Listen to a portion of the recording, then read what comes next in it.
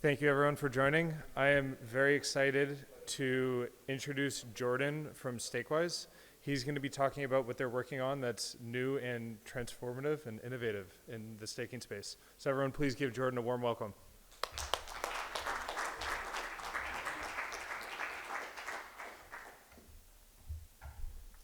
Alrighty.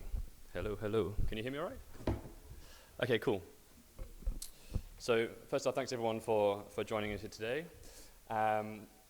Transforming the ETH staking landscape. About this time last year, we were very much in the design phase for StakeWise V3 and coming up with theories about how we can utilize this protocol. And a year on, now the product is built, it's actually great to see some of these use cases coming to life. I gave a talk at Staking Summit a couple of days ago outlining a whole bunch of different ways you can utilize the protocol. I'm going to re-highlight a couple of those today. But I also just wanted to give more of a general overview of StakeWise V3 and also explore about how V3 has the potential to impact the current ETH staking landscape. So first off, as usual, quick introduction. For those of you who are not aware, StakeWise, we've been around for quite a while now. We were one of the first liquid staking solutions to launch on Ethereum back in early 2021. We've got about just over 100K ETH staked with us right now, which is okay. But a lot of our focus over the past 18 months or so has been on our version 3 upgrade called StakeWise V3. A question we're getting a lot at the moment is when is V3 ready? So a quick update on the development side. So the contracts are live on mainnet. It's been a long time coming, but it's great to actually see this protocol on mainnet. We're just doing some final testing before we release it to the public. We've got multiple partners that have been helping us develop this product and test this product over the past 9 months. We're giving them some time to get set up ready on mainnet before we make it public. For those of you who follow StakeWise DAO, you may have also seen the recent proposal which has passed, which ratifies the Oracle network. That'll be live when StakeWise V3 goes live. I think it's fair to say we've got a pretty strong list of oracles that are helping us get StakeWise V3 off the ground. Each of these oracles will be operating under SLAs, ensuring quality uptime, and also helping ensure the security of the protocol as well. And that was actually the last DAO vote that needed to happen before StakeWise V3 can be made public. So yeah, it's going to be ready for everyone very, very soon. Before I look into some of the examples of StakeWise V3, I wanted to give you a high-level overview of the architecture. So the best way to think about V3 is currently StakeWise is a single staking pool with a permissioned node operator set. What we do with the V3 upgrade is we are white labeling our smart contracts and allowing any entity to launch a staking pool alongside the existing pool. And so we're going to end up with an ecosystem of hundreds, thousands of different staking pools. Each one is fully unique, each one is fully isolated. I'll go through the functions of vaults in a second, but each of these staking pools are what we call vaults, and they form the foundation of StakeWise V3. And they essentially automate the entire operation of offering staking as a service, or everything apart from actually running the nodes for you. They're a very comprehensive toolkit for offering staking as a service. And we like to view vaults almost as like the Gnosis safe for ETH staking. We are not charging for the use of the vaults architecture. They are free, they are a public good, allowing anybody to offer trustless, non-custodial staking as a service. V3 is, and so vaults, another way I like to think about vaults as well is like the native delegation layer built on top of Ethereum. So Cosmos, some of the newer proof-of-stake networks have delegation built directly into the proof-of-stake network itself. Obviously Ethereum does not have this, and so vaults is a way for users to cherry pick and delegate their assets to their preferred staking solution. But V3 is more than just a staking toolkit. It is also, and it still will remain to be a liquid staking protocol.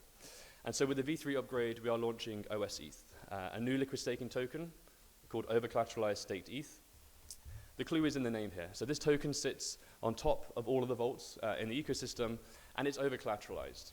This is important to ensure that even though we've got the same token sitting across every single vault in the ecosystem, the over-collateralization ensures that any risks or penalties associated with one vault does not filter through to the rest of the ecosystem. So for example, let's say I stake, I don't know, 10 Ether into the Enzyme vault. I will only be able to mint 9 Ethers worth of OS ETH. So just like Rocket Pool and other ensure or require node operators to provide collateral to protect against slashing losses, we provide this via over-collateralization in the staking token. In that example, I'm still earning my 10 ethers worth of staking yield with Enzyme, but I'm only allowed to make 9 of it liquid to access DeFi. So it's a slight drop in capital efficiency in what you can make liquid, but that is an important feature to help protect the entire staking ecosystem that is built on V3. It's also worth mentioning that this system is designed to tend towards maximum capital efficiency. Each vault can have its own unique LTV for minting OS ETH. And maybe one day when there's via collateral or maybe DVT or via a technological solution that eradicates the slashing impact or slashing risks, maybe we can mint OS ETH one-to-one versus vaults in the future. So this architecture can very much tend toward maximum capital efficiency as technology advances. A couple of other things to mention about OS ETH is that it's optional. And this is something that James mentioned in his talk earlier today. The majority of Lido staked ETH, for example, is not actually used in DeFi. People are paying a premium for holding a liquid staking token, which they don't actually use. And so that is why we've made OS ETH optional. If you want to native stake, you can do that. When you want to liquid stake, you can mint OS ETH on demand to utilize that stake in DeFi. And when you're finished, you can simply burn OS ETH. It's a very cost-effective way for people to stake in what can be a very decentralized staking solution without having to pay the premium for a liquid staking token they do not use.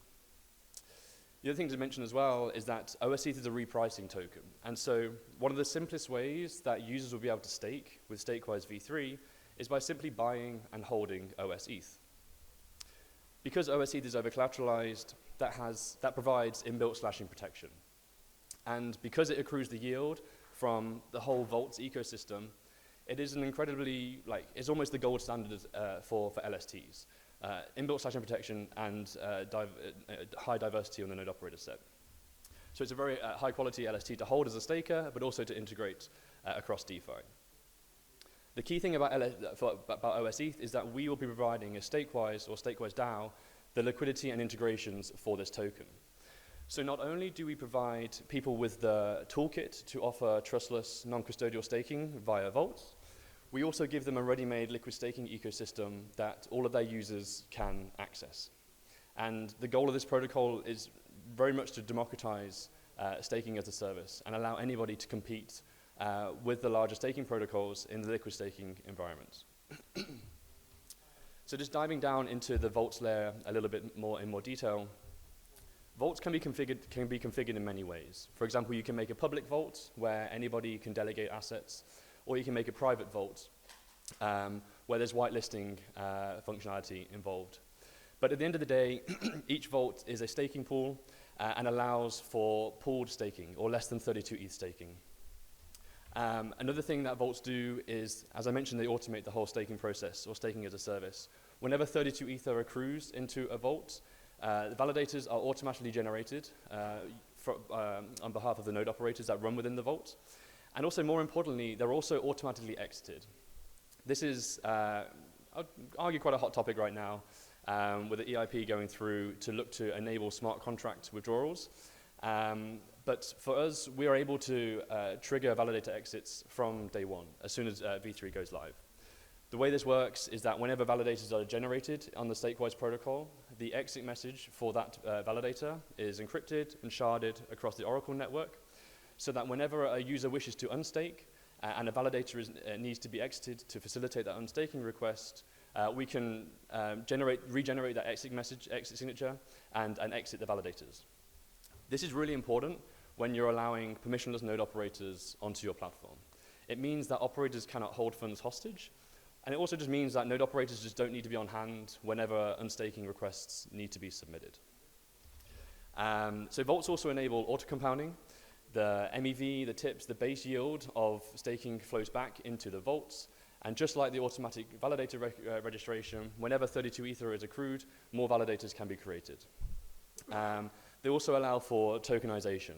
So for example, when you create a vault, you can specify whether assets that deposit into the vault are tokenized. and you can create your own custom ERC20 token that represent deposits in your vault, and you can brand that token however you want, the name, the ticker, what have you. And this actually allows people to create their own LST solutions completely out of the box, and I'll show you an example of this in a second. Vaults are also very flexible on the staking configuration. You can have maybe one node operator, but you could also have multiple, and the vaults handle the automatic delegation across these various node operators. And each node operator in the vault can run whatever their preferred client, MEV relay, or even a DB2 solution. We're completely agnostic to what the staking configuration is within these vaults, and that's going to allow this V3 ecosystem to be very eclectic. Every vault is going to be very different. We've had OBOL and SSV clusters running in testnet, and there are entities that are going to be launching those similar clusters on mainnet as well. And just like as you need, if you've got multiple operators, you need a way to split the staking fee across these operators, and once again, vaults handle that automatically. When you create the vault, you specify the staking fee that will be charged as a percentage of staking rewards, and you can then specify how that fee is split across all the node operators in the vault.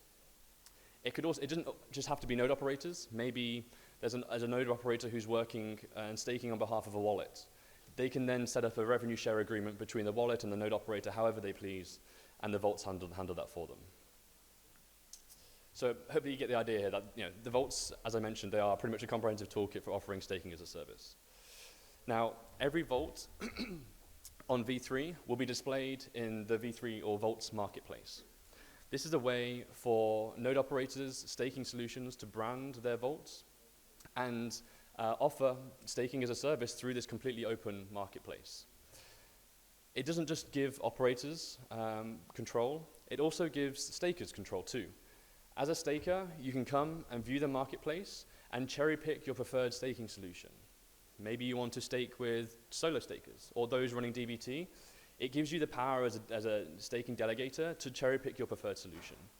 And this is something that actually Vitalik mentioned in one of his recent blog posts. Currently, delegators in the consensus mechanism are almost redundant. You want to give them a role in the ecosystem. And one of the ways to do this is by allowing them to cherry pick and choose their preferred node operators. You don't want a DAO or any other entity controlling how stake is delegated. The delegators themselves should be able to have that control. And that is exactly what the V3 marketplace will provide. There's also going to be a verification process here. So if if there's a vault branded as Fanoa, stakers need to be sure that it is actually Fanoa running that vault. And so there's going to be a verification process where we provide that verification for stakers. It's certainly not a KYC solution here. It's just a way that we can provide the assurances for stakers that it is truly who it says it is running behind the vault. The last key thing I would mention on V3 here is the way this protocol is structured. StakeWise is a DAO, and it's the DAO that governs the protocol, and the DAO will also govern some of the key parameters of the protocol, like the OSETH, minting LTV, etc. One of the key topic of conversations, though, is smart contract upgradability. Now, we have made as much as possible of this whole protocol immutable. So, for example, OSETH and MEV contracts are immutable. The problem is we cannot make the vaults contracts immutable right now. There's too many potential EIP and changes at the core consensus level that will require us to update the vaults contracts. Having said that, though, we've implemented a system which we think is the best solution, and that is what we call dual governance. The process for updating a vault smart contract is this. Firstly, StakeWise DAO must approve an upgrade. But after that approval, each individual vault admin must also approve that upgrade for their unique vault. This is really important. It means that if you are offering staking as a service through V3, it means that you have the assurity that your clients are not going to get rug pulled because some third party can upgrade the smart contract. You as the entity offering that service control the smart contract upgradability. So let's have a look at some of these examples that you can utilize with this protocol. Gravitar, they are a DeFi protocol. They are a friendly liquidity fork.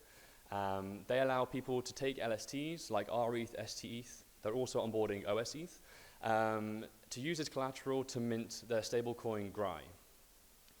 Gravitar wanted to go one step further, and rather than just onboarding third-party LSTs, they also wanted their own liquid staking solution.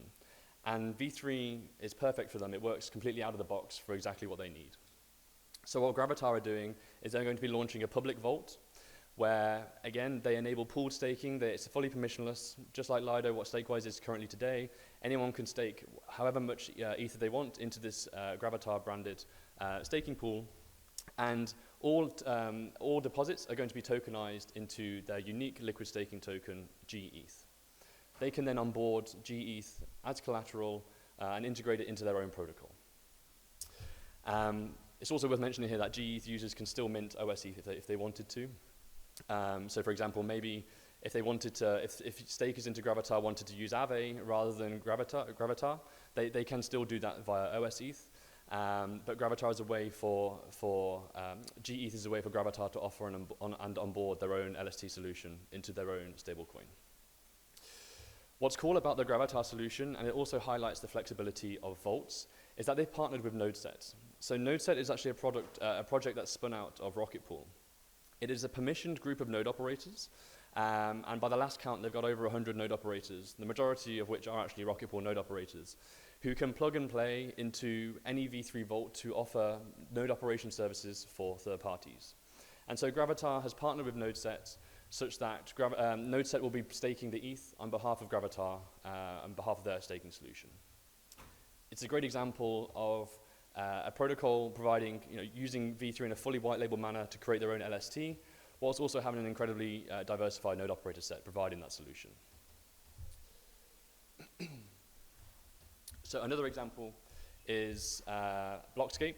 So Blockscape are a commercial node operator. They are a Lido node operator. And just like many other operators on Lido, they have their own clients that want to liquid stake. The problem for Blockscape is that it doesn't make sense for them to send their clients to Lido or any other staking solution because they lose them as clients. And so what V3 does, it enables not just Blockscape, but any node operator who has their own clients to offer liquid staking directly to those clients. And so what Blockscape are doing is they are launching a Blockscape Vault. It is going to be private. So this allows Blockscape to do whatever KYC, whatever client onboarding they want to do into their solution.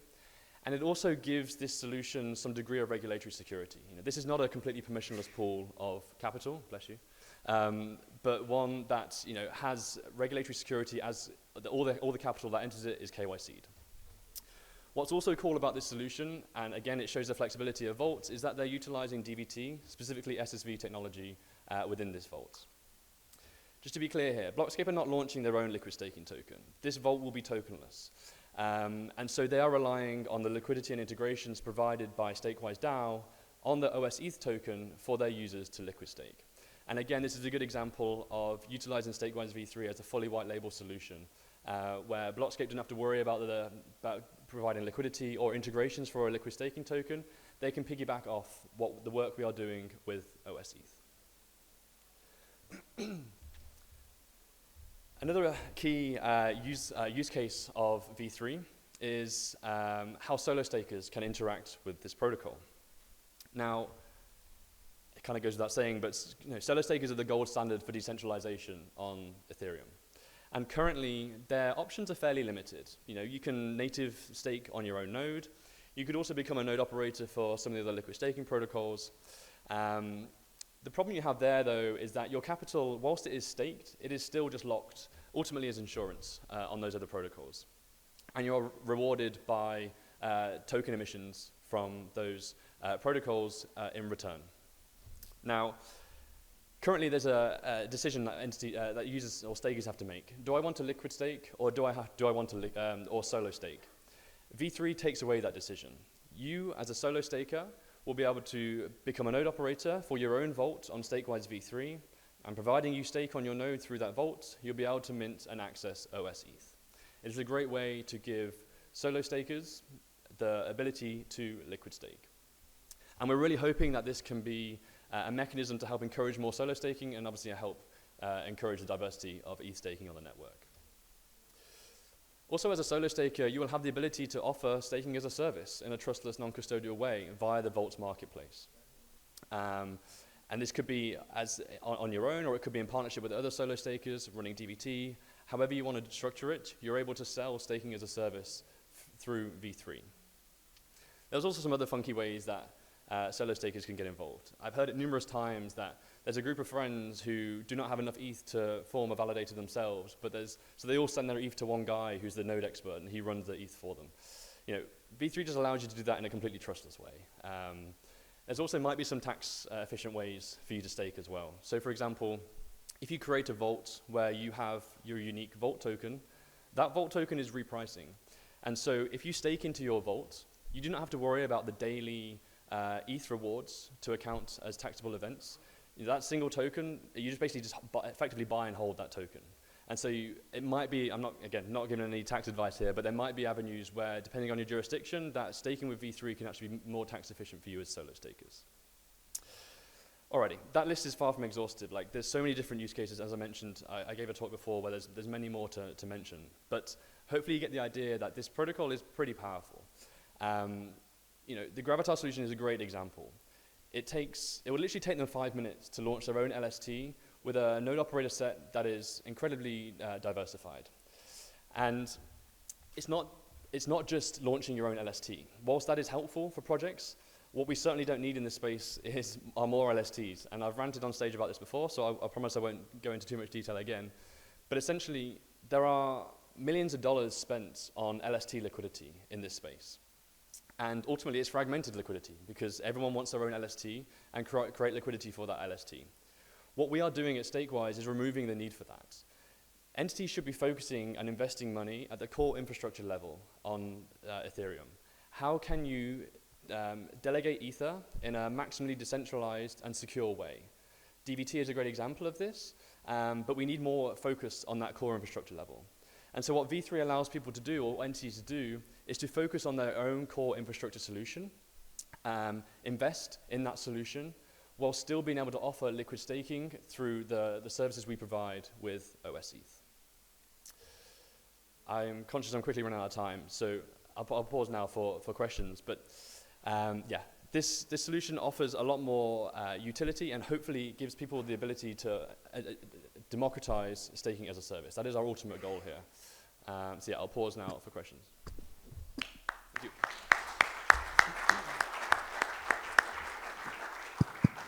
That was really interesting. Thanks for sharing. Any questions from the audience?